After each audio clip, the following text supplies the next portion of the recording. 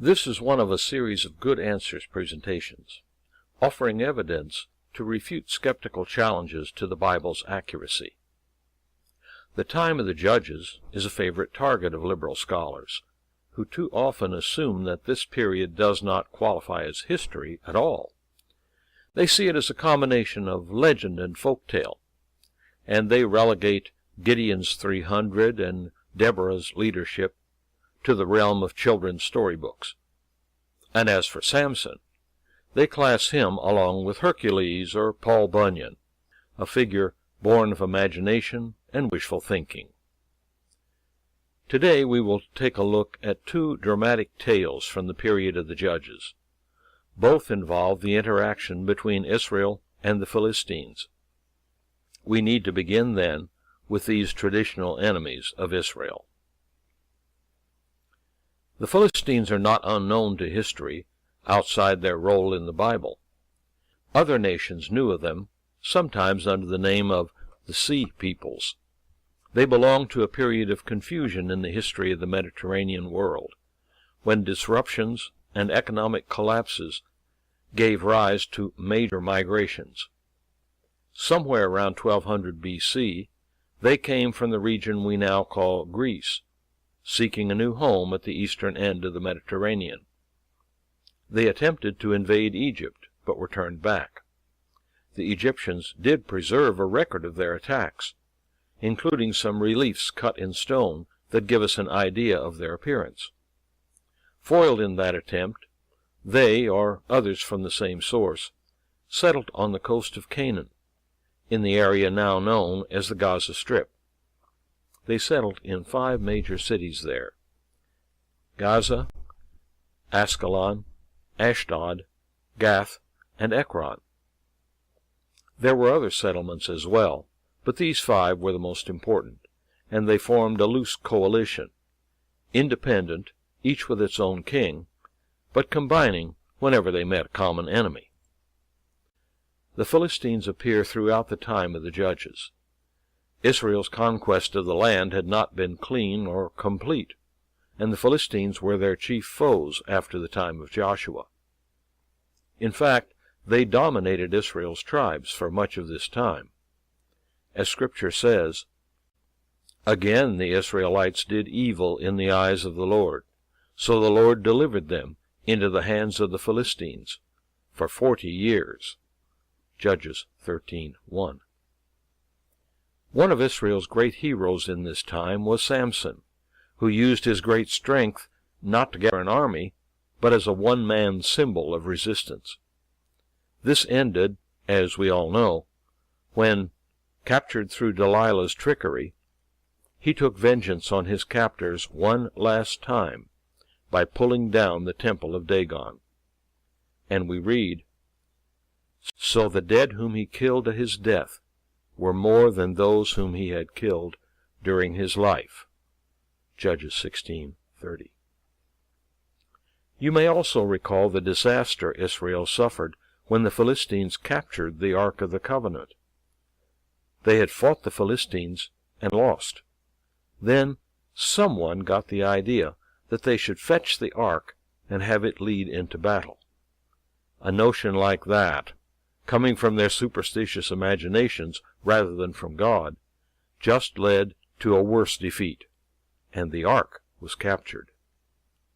We are told that Eli the high priest, very old and feeble, was waiting news of the battle. The man who brought the news replied, "Israel fled before the Philistines, and the army has suffered heavy losses, and the Ark of God has been captured." 1 Samuel 4:17. In shock at the report, Eli fell backward from the seat on which he was sitting, broke his neck, and died. The Philistines had captured the Ark, but they soon regretted doing so. God punished them and showed his power over their false god, Dagon. Within a short time, they were forced to return the Ark. And soon after that time, the last of the judges, Samuel, provided the inspiration and leadership to bring their enemies to heel. So, the Philistines were subdued, and they stopped invading Israel's territory. Throughout Samuel's lifetime, the hand of the Lord was against the Philistines. 1 Samuel 7:13. Brought down, but not destroyed. They remained enemies of God's people throughout the next century. Saul fought them again and again, and in fact, it was in battle against them that he was killed. They continued to be formidable enemies of David as well, until at last he won out over them. In the course of time, David defeated the Philistines and subdued them, and he took Gath and its surrounding villages from the control of the Philistines. 1 Chronicles 18:1. After David's time, we hear little more about the Philistines. No longer a serious threat, they gradually sink into obscurity and disappear from history. That sketches what we know of the Philistines from the Bible. But in an age of criticism and doubt, we're forced to ask, how much of this account can we trust to as solid history? According to the so-called minimalist historians, not much. Here is a comment from two of them in a recent book. They're explaining that the Bible's account of the time of the Judges was written far later than we might expect. The early books of the Bible and their famous stories of early Israelite history were first codified, and in key respects composed, at an identifiable place and time, Jerusalem, in the 7th century BCE. Finkelstein and Silberman, The Bible Unearthed, 2001, page 5. If composed so long after the events, the record we have must not be very reliable. That at least is what the authors believe, as they go on to say. As we now know, however, the Bible's stirring picture of righteous Israelite judges, however profound and compelling, has very little to do with what really happened in the hill country of Canaan in the early Iron Age. Well then, will we be forced to question what the Bible tells us about Israel and the Philistines? If we look again at that sketch of their history, which elements of it would be most questionable? Their wars over the centuries don't seem unlikely. We could expect that they would be chronic enemies, with victories and losses on both sides. But there are at least two specific events here that look suspicious. There is the business about God punishing Dagon and forcing the return of the Ark of the Covenant. With one God opposing another, surely that's not sober history. And then there is Samson's dramatic end, pulling down the temple of Dagon. Sounds like a typical hero story, the stuff of legend. Here's the Bible's account about the ark. After the Philistines had captured the ark of God, they took it from Ebenezer to Ashdod. Then they carried the ark into Dagon's temple and set it beside Dagon. When the people of Ashdod rose early the next day, there was Dagon, fallen on his face on the ground before the ark of the Lord.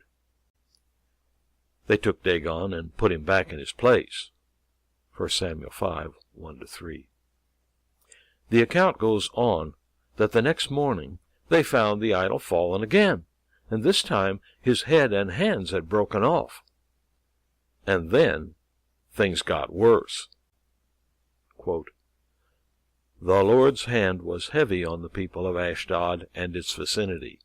He brought devastation on them and afflicted them with tumors." 1 Samuel 5:6.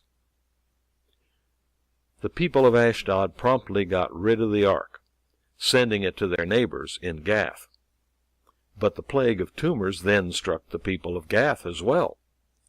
They followed the example of the Ashdod people and sent the ark off to Ekron. But in this third of the major Philistine cities, the plague of tumors broke out as well. That turned out to be enough for everybody. The only solution would be to send the ark back to Israel with an apology and an offering. The Bible tells us, "And they said, What is the guilt offering that we shall return to him?" They answered, 5 golden tumors and 5 golden mice, according to the number of the lords of the Philistines.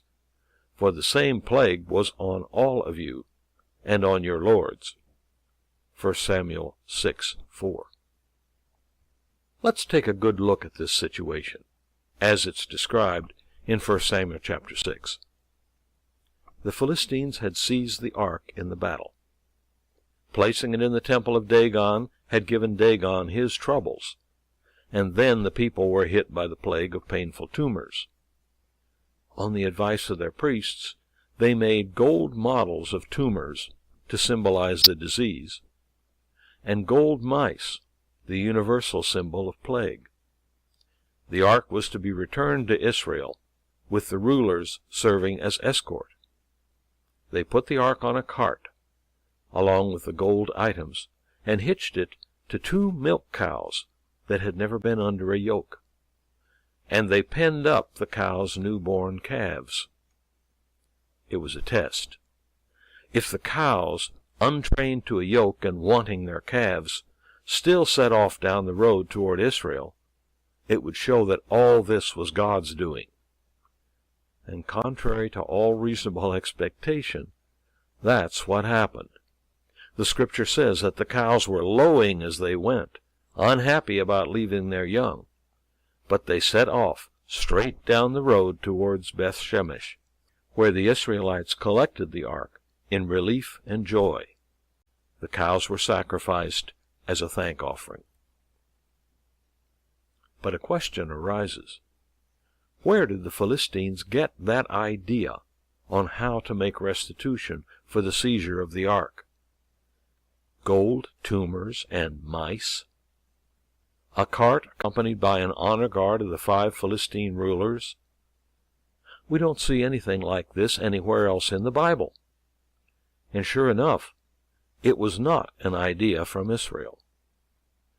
Scripture says that the rulers asked their own priests of Dagon what to do, and it was these priests who gave them the plan. Now, where did they get such a notion? Do you recall where the Philistines had come from? Their origin was Greek. And we do find an example of a plan of restitution like this one in Homer's Iliad, Book 1. Do you know the story? The Greeks had brought their 1,000 ships to overwhelm Troy, expecting to return Queen Helen of Sparta, whom Paris of Troy had stolen away, to her husband, Menelaus. But Troy's defenses were too strong. For 9 years the army had laid siege to the city, but had been unable to take it. Needing a constant source of supplies, the Greeks had taken to raiding nearby towns and islands, and in one of these raids they had captured Chryseis, daughter of Chryses, the priest of Apollo. As the Iliad begins, Apollo has brought a plague on the Greek army in retaliation for the insult to his priest. Men and animals are dying. In council, the leaders agree that they will have to make restitution. Already this looks familiar. Apollo, renowned as the god of healing, is also the god of disease. One of the cult names he has is Smintheus, which means mouse god. Nobody can fight a god, so Chryseis will have to be returned. Since her home is on a nearby island, they prepare a ship for the girl, with Odysseus, one of the chieftains, as her escort. And even though it involves a sea crossing, they put the girl on a cart drawn by oxen. When they arrive at the island, the oxen are to be sacrificed to Apollo. Point by point, what the Philistines did corresponds to what we see recounted in Book 1 of Homer's Iliad. And why not? The Philistines come from a Greek tradition, and this is the Greeks' traditional way of arranging for restitution. The priests of Dagon would hardly have prescribed anything else. Oh, yes, there's also those models of the tumors and the mice. Not only is there a connection with Apollo as mouse god, god of disease, there is also the connection with Greek practice in seeking cures. When a Greek would visit one of the healing shrines, like Epidaurus or Corinth, he would spend the night there in hopes of a dream and miraculous cure. Many claimed to be healed, and when they were, they would leave at the shrine a model of the affected part of their bodies. Here are some of those models from the healing shrine at Corinth. So, in hopes of healing, the Philistines would naturally make models of the tumors that had struck them. But the answer to this question gives rise to another. If, as our two minimalist scholars tell us, these accounts from the time of the judges were not written down until the 7th century B.C., perhaps 500 or 600 years after the events, how would the Hebrew author have known that his story should conform to a Greek tradition? How would he even have known what tradition the Greeks had?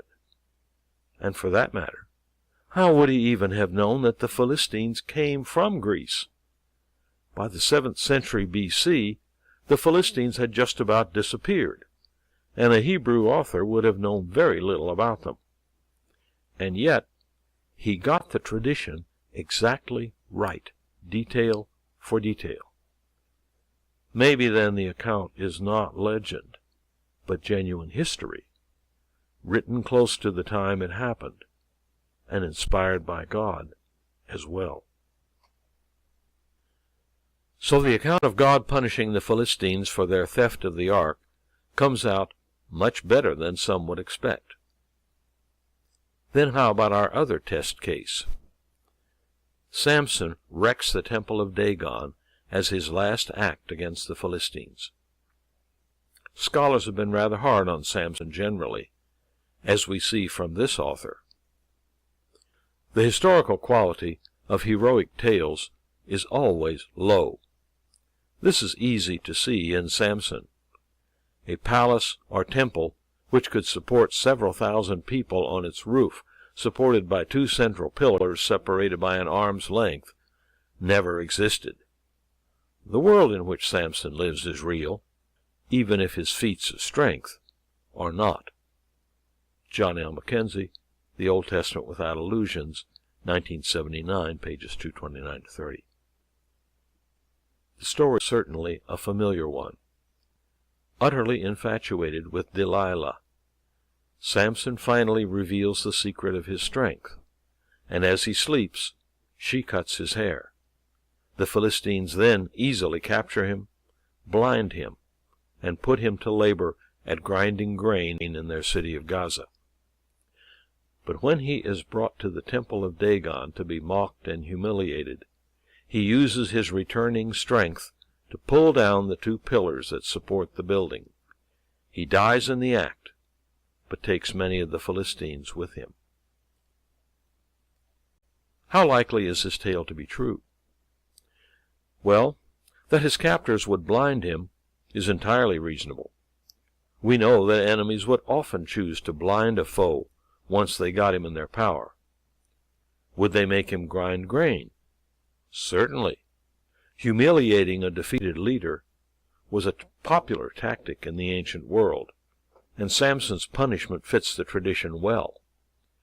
There are several artists' conceptions of that scene, most of them rather like this. And although making him grind grain is a very likely choice, it would not have been at a contraption like this one. These were in use in the Middle Ages, more than 1,500 years after Samson. Here is the kind of grinding gear that was in use in Samson's day. It's called a saddle quern. One knelt or sat and ground the upper stone against the lower. It was an especially cruel choice to inflict on Samson, since grinding grain was traditionally woman's work. For the great Israelite hero, it would be a bitter experience indeed.